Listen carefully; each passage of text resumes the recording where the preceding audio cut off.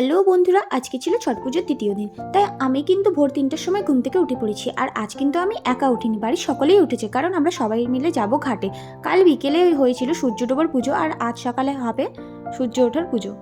দেখতেই পাচ্ছ অন্ধকার চারপাশটা, এখনও ঘাটে কেউ আসেনি, আমরাই সবার আগে চলে এসেছি। আর যাদের দেখতে পাচ্ছ দাঁড়িয়ে আছে তারা কিন্তু সিভিক পুলিশ, তারা সারা রাত এখানে ডিউটিতে ছিল। আমরা অনেকক্ষণ ওয়েট করার পর কিন্তু সকলে এক এক করে আসতে শুরু করল।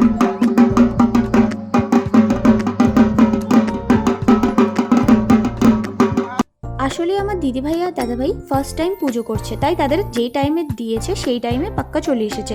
কারণ মনের মধ্যে ভয় ছিল যদি পুজোর টাইম পার হয়ে যায়।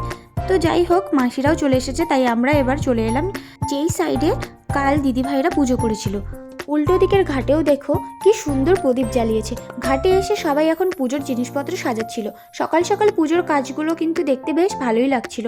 আর জানি না কেন সবাই একটা বাটিতে প্রদীপ জ্বালিয়ে এভাবে নদীতে ভাসিয়ে দিচ্ছিল।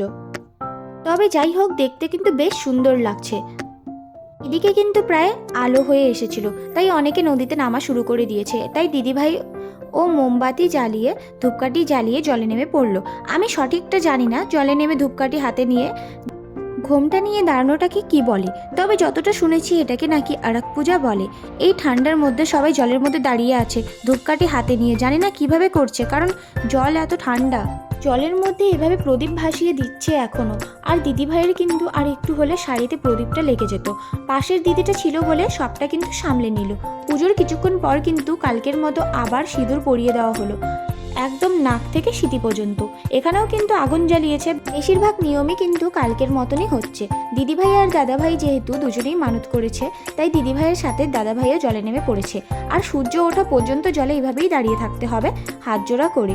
সত্যি কথা বলতে ছট পুজোর এই সুন্দর মুহূর্তগুলো সত্যি খুব সুন্দর।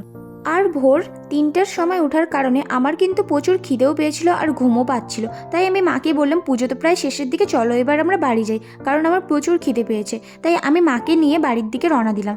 আজকের ব্লগ এতটাই, দেখা হবে নেক্সট ব্লগে।